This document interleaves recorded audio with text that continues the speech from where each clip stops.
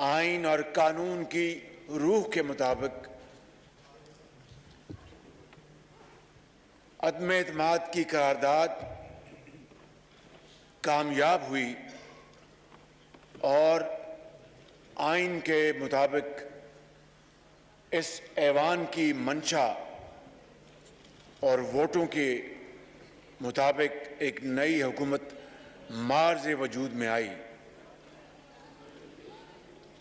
ना दीवारें फलांगी गईं और ना ही कोई गिरफ्तारियां हुई और पाकिस्तान और ये ऐवान और आपकी जो इज्जत और तौकीर है उसमें इजाफा हुआ। जनाब स्पीकर,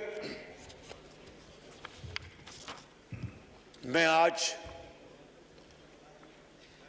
आपके सामने खड़ा हूं और इस मुअज़्ज़ज़ ऐवान जो कि तमाम इदारे इसी पार्लियामेंट की कोख से उन्होंने जन्म लिया, क्या मैं बड़े अदब से आपसे ये सवाल करना चाहता हूं और इस मुअज़्ज़ज़ ऐवान के तमाम मेंबरान से आयल के दोनों तरफ कि क्या किसी जत्थे को या किसी जमात को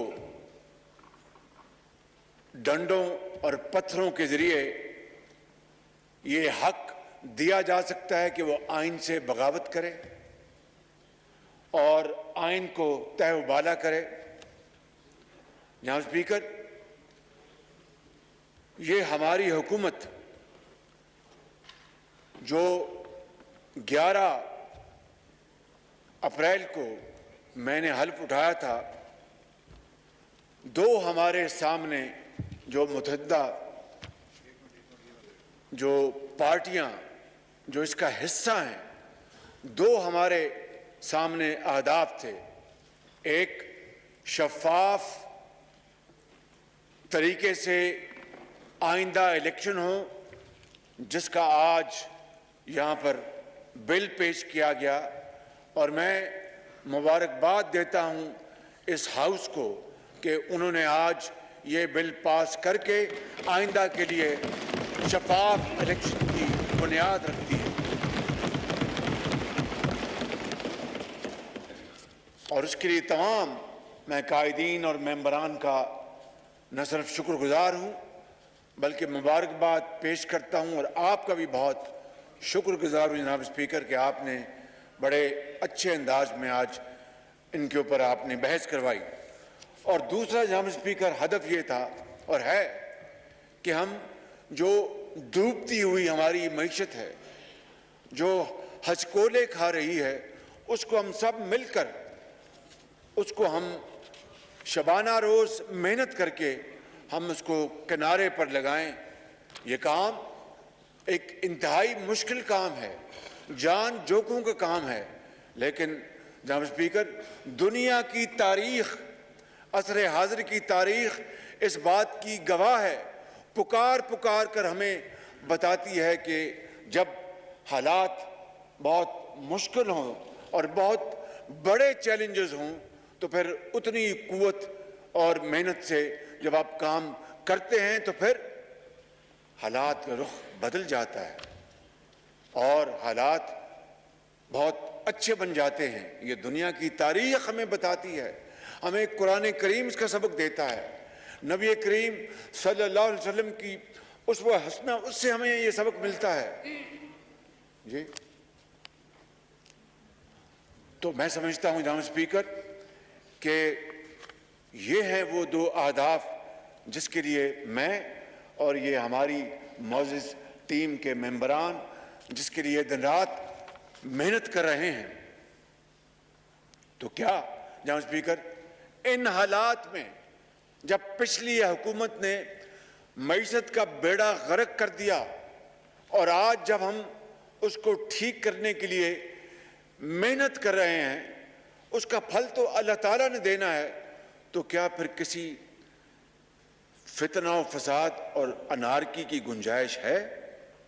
क्या फिर दोबारा धरनों की गुंजाइश है?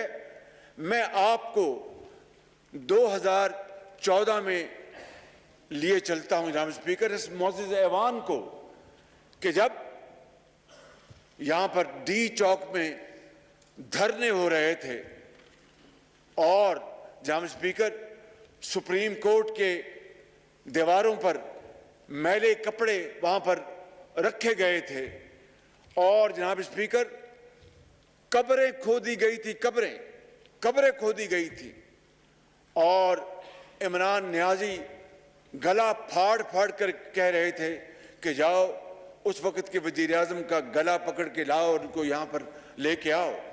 और जनाब स्पीकर रात के अंधेरे में डंडे और सोटों से चल पड़े और कहा कि पार्लियामान पे हमला कर दिया और पाकिस्तान टेलीविजन पर हमला कर दिया। जनाब स्पीकर, वो दिलखराश मनाजर आज भी हमारी आंखों के सामने है। मैं आपकी खिदमत में ये अर्ज करना चाहता हूं कि उसके नतीजे में क्या हुआ। चीन के सदर हमारे पाकिस्तान के बेहतरीन दोस्तों में चीन हमारा दोस्त है, इसमें कोई दो राय नहीं। पेशावर से लेकर कराची तक पूरी कौम 22 करोड़ आवाम इस बात को जानते हैं कि पाकिस्तान के बेहतरीन दोस्तों में चीन शुमार होता है। हमारे दूसरे इस्लामी ममालिक भी हमारे दोस्त हैं। तो चीन के सदर तशरीफ ला रहे थे और चीनी सफ़ीर जो उस वक्त यहाँ पर थे, उन्होंने उनको पैगाम भिजवाया कि मेरे सदर आ रहे हैं और आपके दोस्त आ रहे हैं, आप मेहरबानी करके ये खाली कर दे जगह। इमरान नियाजी ने साफ इनकार कर दिया। हट धर्मी जिद, क्या खाली वो हट धर्मी और जिद थी? नहीं, वो साजिश थी पाकिस्तान की तरक्की और खुशहाली के खिलाफ, गरीब आदमी के खिलाफ, एक बेवा के खिलाफ, बिजली के जो अंधेरे थे उनको खत्म करने के खिलाफ, खुशहाली और तरक्की के खिलाफ। वो एक साजिश थी जनाब स्पीकर। और इस तरह वो दौरा मुअख्खर हो गया और फिर 7 महीने के बाद वो दोबारा तशरीफ लाए अप्रैल 2015 में, और जो मुआहदे सितंबर 2014 में जिनके ऊपर दस्तखत होने थे वो 7 महीने मुअख्खर हो गए।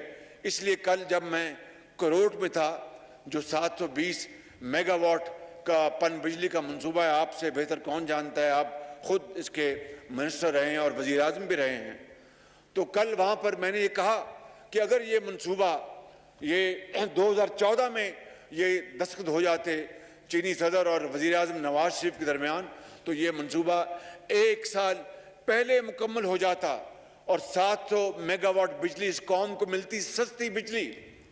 लेकिन उसके बावजूद मैं समझता हूँ कि कल चीनी कंपनी के चेयरमैन ने मेरी दरख्वास्त पर यह कहा, मैंने कहा कि जब तक COD, आप जानते हैं कि COD के क्या मानी है कि कमर्शियली ऑपरेटेड डेट, तब तक जब तक ये बिजली की तरसील आप देंगे, आप वो जो भी नर्ख हैं आप ना लें, हमें ये बिजली आप उस वक्त तक मुफ्त दें। जनाब स्पीकर, कल उन्होंने वादा कर लिया और 4 अरब रुपए इस कौमी खजाने में, वजीर खजाना यहाँ पर मौजूद हैं जिनको खाली खजाना मिला है, 4 अरब रुपए का फ़ायदा पाकिस्तान को हुआ। और 4 अरब रुपए का क्या मतलब है? इसका मतलब ये है कि आप 4 अरब रुपए का कोई कैंसर का अस्पताल बना लें, कोई 4 यूनिवर्सिटियाँ बना लें, या फिर बलूचिस्तान के दूर अफ्तादा इलाकों में आप वहाँ पर सोलर का कोई प्लांट लगा लें, या फिर आप गरीब और मोहताजों के लिए आप उनकी दवाई और इलाज का इंतज़ाम करा लें। जनाब स्पीकर, ये कौम इस वक्त बहुत दुखी कौम है। इस कौम के जिस्म पर बहुत गहरे जख्म लग चुके हैं। पिछले 3.5 सालों में, पौने 4 सालों में गाली गलोच के अलावा कुछ नहीं हुआ। मैं नाम नहीं लेना चाहता।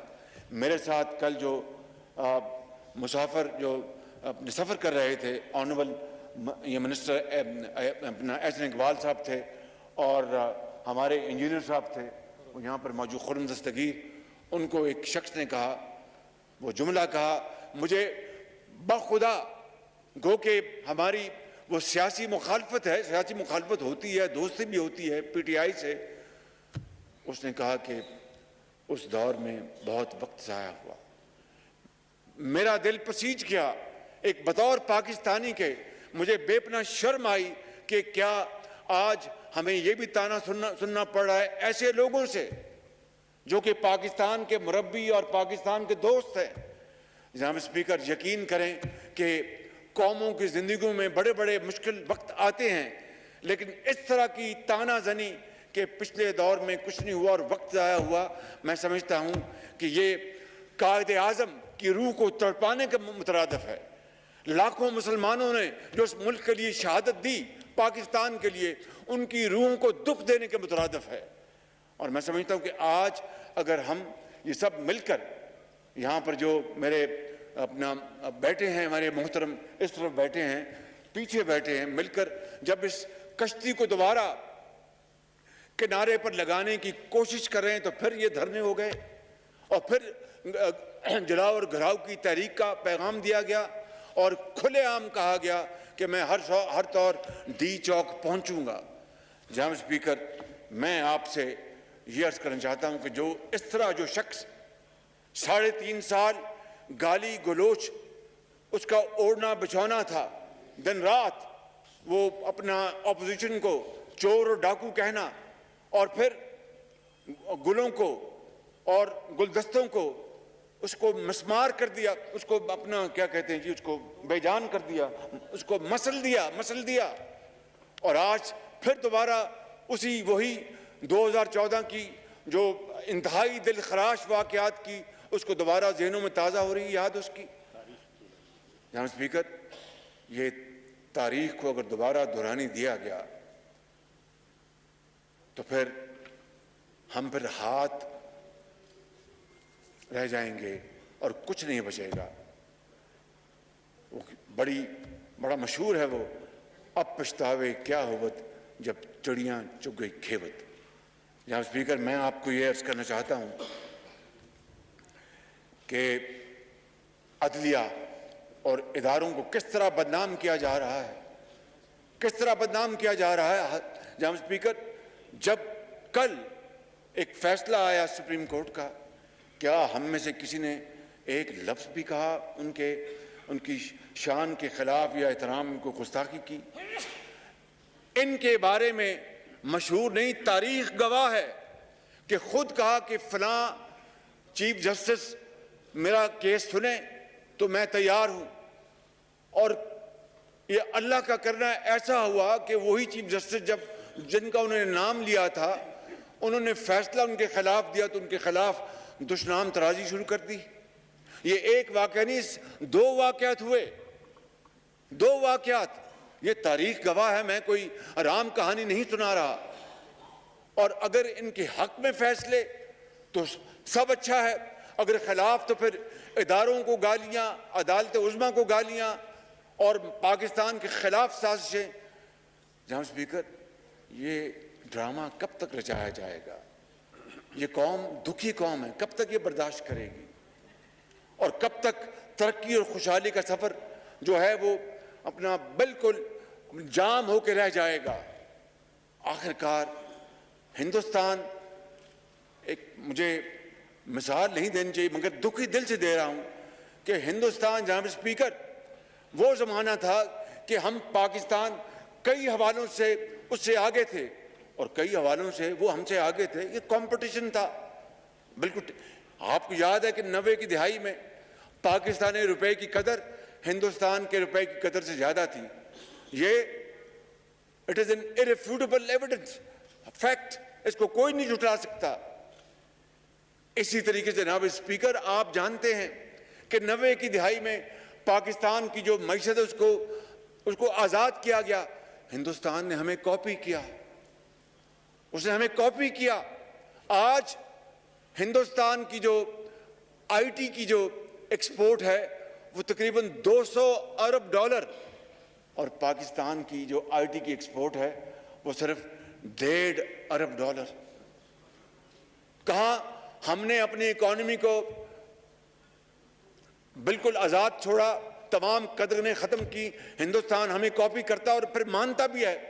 उसको वज़ीर ख़जाना ने कहा कि ये फैक्ट है कि पाकिस्तान का मॉडल हमने कॉपी किया है। जहां स्पीकर आज तक सुनते आए स्कूलों में कि साउथ कोरिया ने पाकिस्तान का जो 5 ईयर प्लान उसको चुराया और वहां पर इम्प्लीमेंट कर दिया। हमारे प्लान लोग चुराएं और इम्प्लीमेंट करें और हम प्लान बना के उसकी तबाही कर दें। ये जनाब स्पीकर, ये संगीन मजाक अब मजीद जारी नहीं रह सकता, इसको ख़त्म होना होगा। और जनाब स्पीकर, हम सियासतदान हैं, सियासतदान मिलकर बात करते हैं, तलखियाँ होती हैं, उसको गुफ्तगू के ज़रिए उसको नेगोशिएट करते हैं और कभी तल्ख नवाई भी होती है, सब्र और तहम्मुल से बर्दाश्त करते हैं। लेकिन अगर मैं ना मानूं और फिर बंदूक उठा लूं, परसों लाहौर में जो असलहा जो पकड़ा गया था वो किस काम के लिए था? वो इस्लामाबाद आ रहा था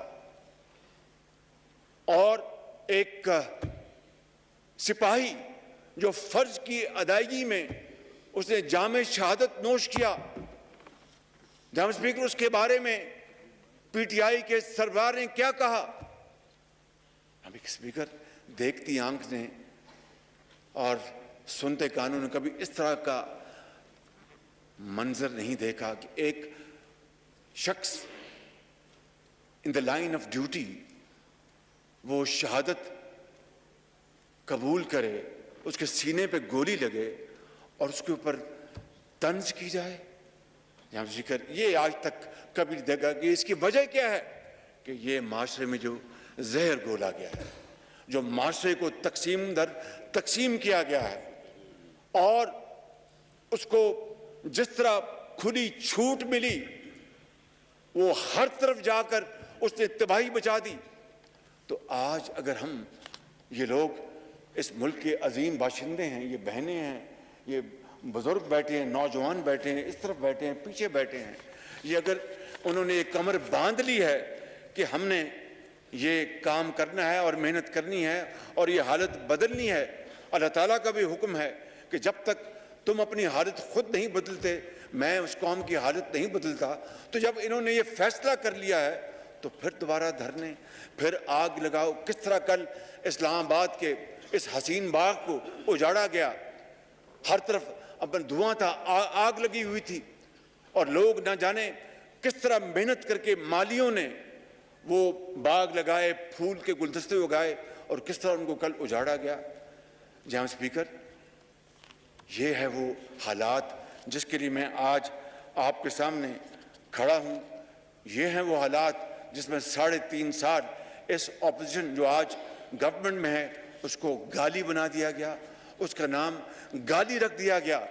तो जनाब स्पीकर, मैं आज ये कहने आया हूँ कि आज इस ऐवान को फैसला करना है, आज आपको फैसला करना है, आज मोहतरम आसिफ जरदारी साहब को फैसला करना है, बिलावल भुट्टो साहब को फैसला करना है, मुझे फैसला करना है, मौलाना असद साहब को फैसला करना है, सरदार अख्तर बेंगल साहब को फैसला करना है,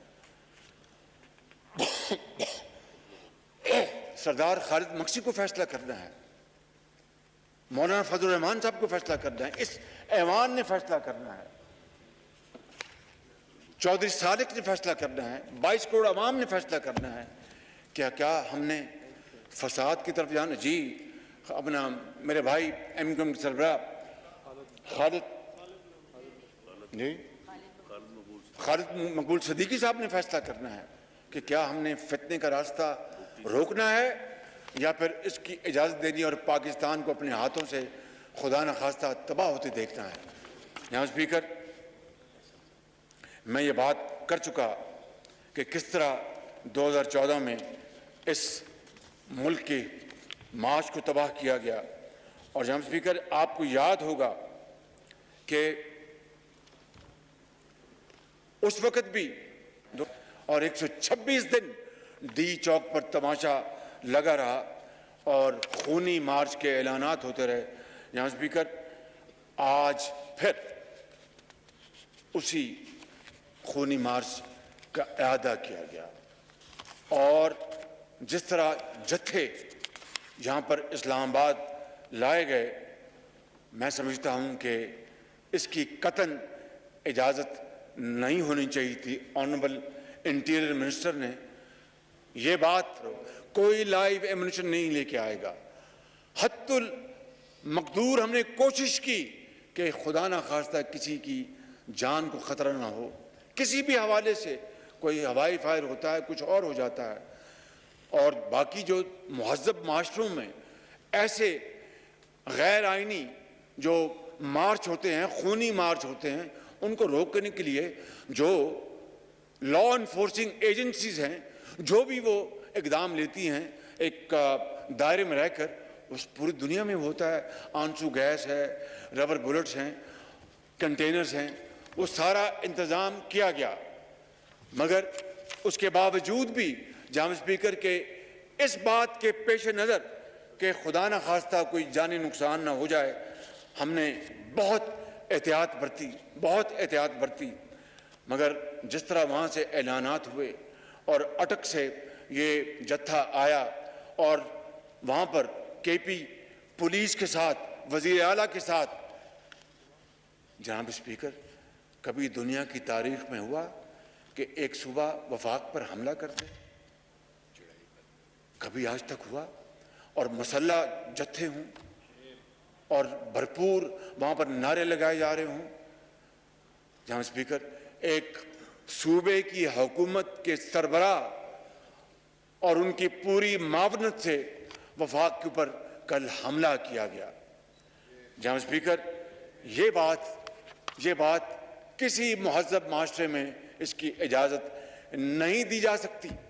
और बिलियन ट्री के झूठे नारे लगाने वालों ने किस तरह कल दरख्तों को यहाँ पर जड़ों से काटा, पौधों को काटा, उनको मसल दिया गया। जी आग लगाई, जलाया, बिल्कुल ठीक कहा आपने। तो ये है वो सवाल जनाब स्पीकर, जिस तरफ न सिर्फ मैं आपकी तवज्जो दिलाना चाहता हूँ बड़े अदब से, बल्कि आज इस मुअज़्ज़ज़ पार्लियामेंट को इसका जवाब देना है कि क्या हमने तखरीब की तरफ जाना है या तामीर की तरफ जाना है, पाकिस्तान को बनाना है या खुदा न खास्ता पाकिस्तान को बिगाड़ना है, बेवा और यतीमों के सरों पर दस्ते शफ़क़त रखना है या फिर उनको अल्लाह के सहारे और अवाम के जो अंधे थपेड़े हैं जो इस दुनिया के, उनके हवाले करना है। अल्लाह ताला तो हर एक का मालिक है, लेकिन उसी का हुक्म है कि दानिश से काम लो, हिकमत से काम लो, अकल से काम लो। ये तो फैसला हमने करना है कि मस्जिद की तरफ जाना है या जिस तरह मौलाना साहब आज फरमा रहे थे, या फिर एक खुदा न खास्ता कहवा खाने में जाना है। ये तो फैसला हमारी अकल और दानिश ने करना है। तो क्या हमने तबाही का रास्ता इख्तियार करना है या हमने पाकिस्तान को बनाने का रास्ता इख्तियार करना है? जनाब स्पीकर, मैं इस मौके के ऊपर इस्लामाबाद की police, rangers, FC, traffic police, इंतज़ामिया और तमाम उन लोगों को और इदारों को जिन्होंने कल इस गैर आइनी और इन जत्थों को रोकने के लिए और पाकिस्तान के बच्चों और बच्चियों और माँओं और बेटों और बुज़ुर्गों को बचाने के लिए, उनकी इमलाक को बचाने के लिए जो उन्होंने कल फ़राइज़ इंतहाई ईमानदारी से अदा किए, मैं उन सबको अपने इस पूरे ऐवान को तरफ से उनको हदिया तबरीक पेश करता हूँ।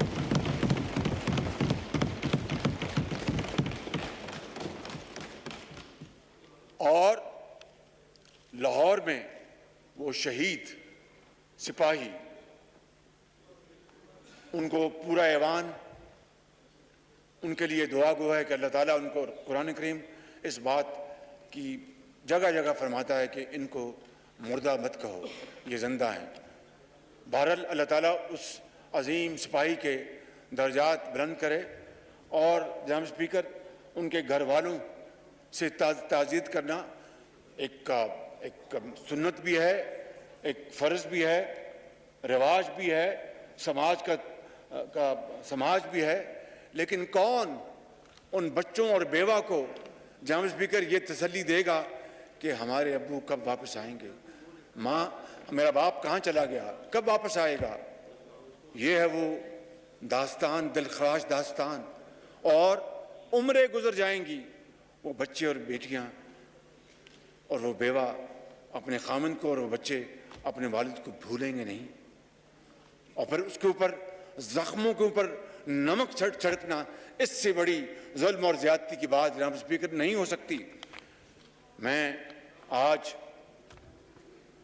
उस शहीद के लिए भी वफाक की तरफ से और जो हमारे जख्मी हुए हैं उनके लिए मैं वफाक की तरफ से एक पैकेज का ऐलान करता हूं, ताकि इनका हौसला बढ़े, इनकी हौसला बढ़े, इनको हिम्मत हो कि हर अच्छे काम के लिए हुकूमत वक्त उनकी पुष्ट पर है।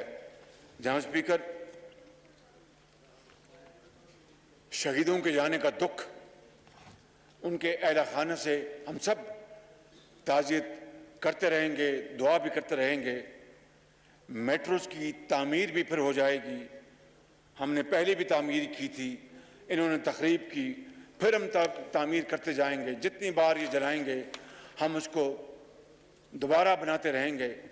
लेकिन ये सफ़र कब तक, ये मजाक कब तक, ये मेरा वतन, ये मेरे वतन के 22 करोड़ अवाम कब तक इस संगीन मजाक को ये झीलते रहेंगे। जनाब स्पीकर, ये है वो सवाल, चुपता हुआ सवाल, जिसका जवाब आज इस मोअज़्ज़ज़ ऐवान ने देना है। जनाब स्पीकर, आपको याद है, ये कोई बहुत माजी बईद की बात नहीं, माजी करीब की बात है, जब दहशतगर्दी के हाथों इस कौम के हज़ारों नौजवान, आज भी जब आप किसी सड़क पे जाते हैं तो कोई अगर बेचारा वो माजूर है तो शायद कि उसको दहशतगर्दी के ज़माने में किसी दहशतगर्द ने बम फेंका, उसकी टांग उसकी टूट गई, कट गई।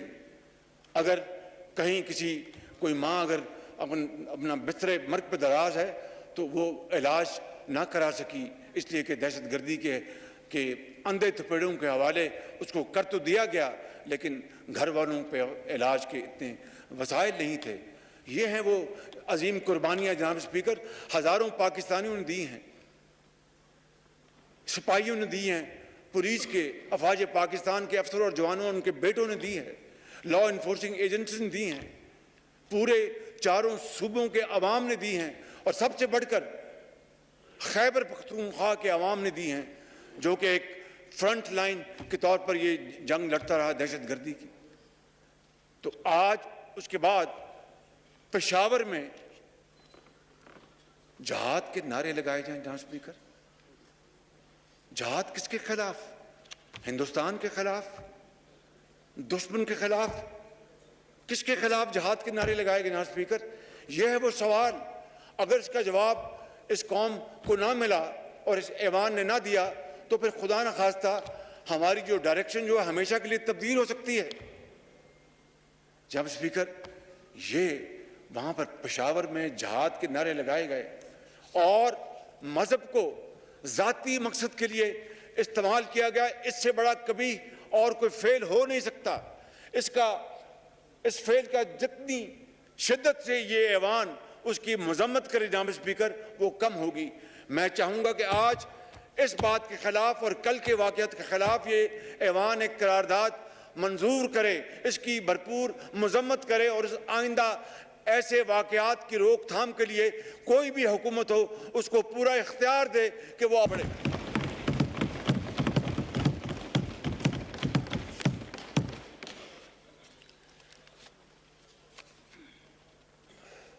और जनाब स्पीकर,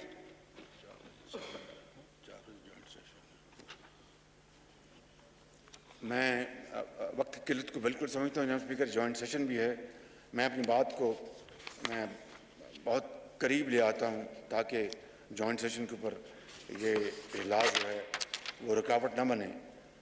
यहाँ स्पीकर, मैं यहाँ पर मोहतरम अजीम मुजाहिद यासिन मलिक की भी बात करना चाहता हूँ। और देखिए, शूमी किस्मत, कल 25 तारीख को यहाँ पर गिराओ जलाओ की तहरीक हो रही थी और इमरान नियाजी हर चीज से बेपरवाह होकर कि किस तरह उसने अपने दौर के आखिरी दिनों में सब्सिडी ना होने के बावजूद, वसाइल ना होने के बावजूद तेल और पेट्रोल की कीमतें जो आज दुनिया भर में आसमानों से बातें कर रही हैं, उसकी कीमतें कम करके हमारे लिए एक बारूदी सुरंग बिछा गया ताकि जब ये आएंगे तो इनको अगर कीमतें बढ़ानी पड़ेंगी तो मैं 25 तारीख को इसका एक और मैं शोशा छोड़ूंगा कि देखो मैंने तो कीमतें कम की थी और इन्होंने बढ़ा दी।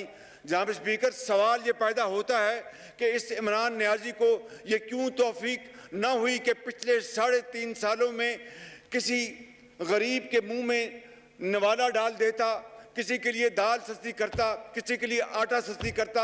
इसने, मैं बिला खौफ तरदीद आपकी खिदमत में अर्ज करना चाहता हूं कि जहां पर अस्पतालों में पाकिस्तान में दवाइयां मुफ्त मिलती थी, इसने बंद कर दी। जहां पर इलाज मुफ्त मिलता था, इसने बंद कर दी। जहां पर एक्सरे फ्री थे, इसने बंद कर दिया। PKLI को तबाह कर दिया। और जनाब स्पीकर, जो हेपेटाइटिस के लाखों मरीज है इस मुल्क में, वहां पर फ्री इलाज था, उसको बंद कर दिया, जिंदगी तंग कर दी। मैं समझता हूं कि इसके बाद भी कोई आपको सबूत चाहिए कि ये शख्स असल में ये अपने लवादे में पाकिस्तान की खुशहाली और तरक्की का दुश्मन है, उसका साथी नहीं है। ये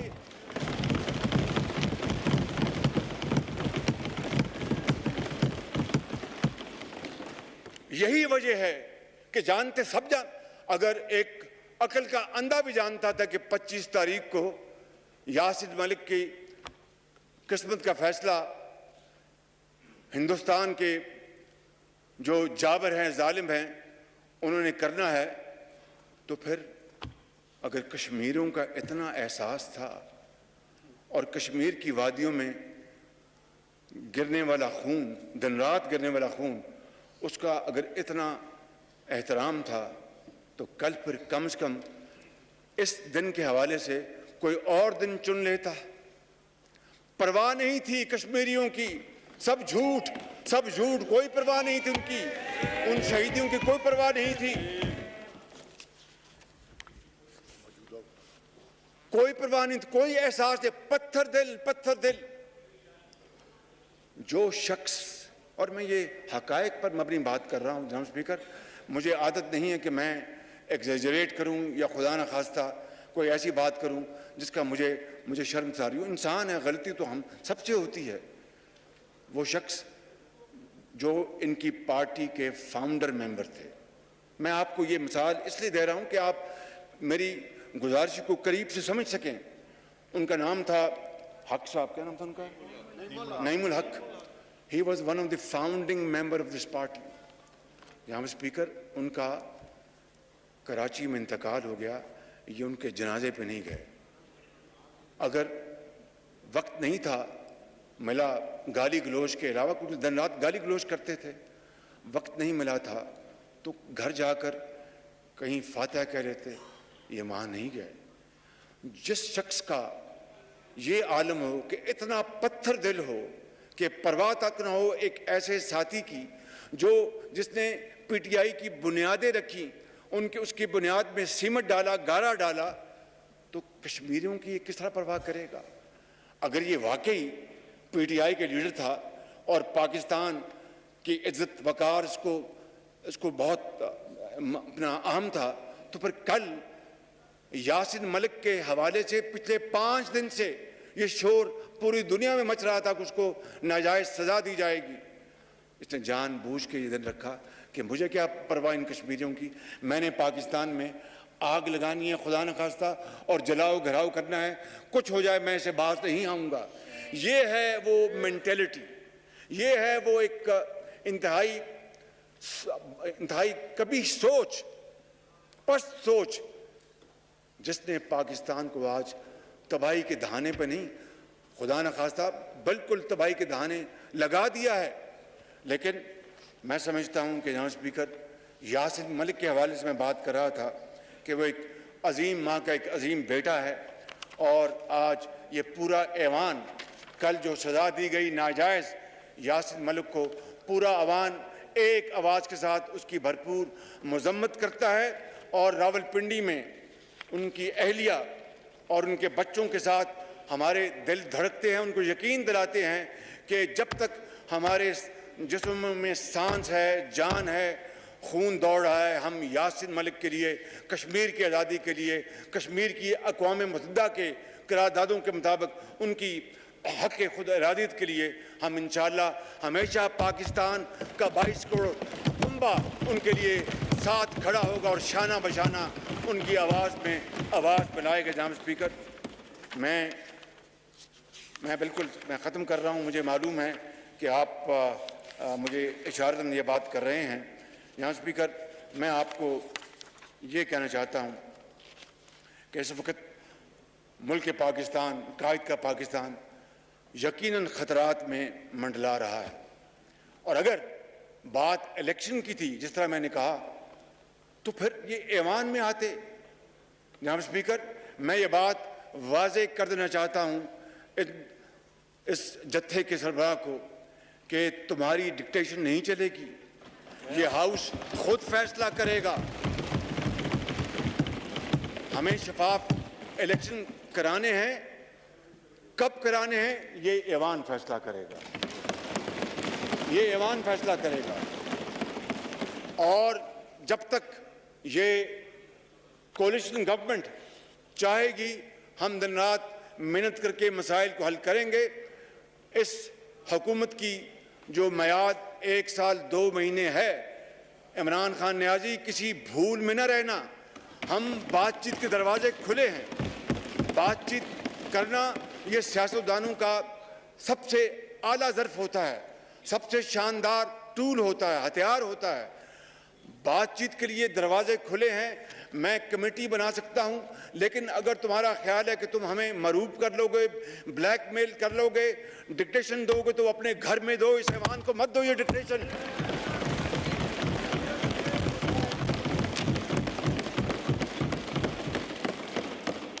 और इंशाअल्लाह जनाब स्पीकर, मैं ये बात डंके की चोट पर कहना चाहता हूं कि मुश्किलात बहुत हैं, चैलेंजेस बहुत हैं, लेकिन इंशाअल्लाह ये हम पुरज़म हैं।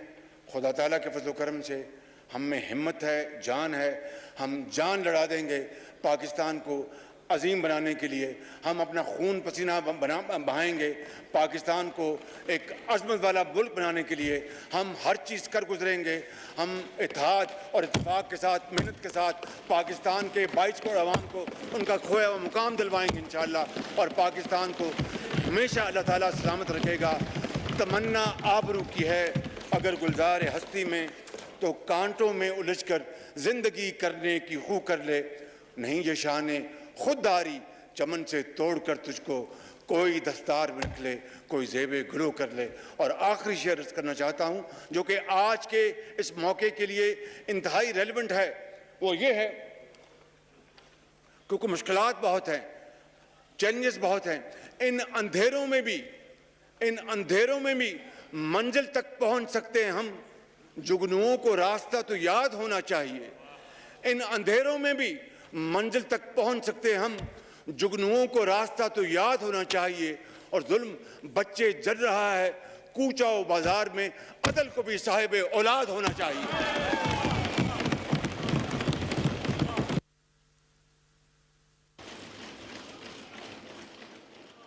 ऐवान की कार्रवाई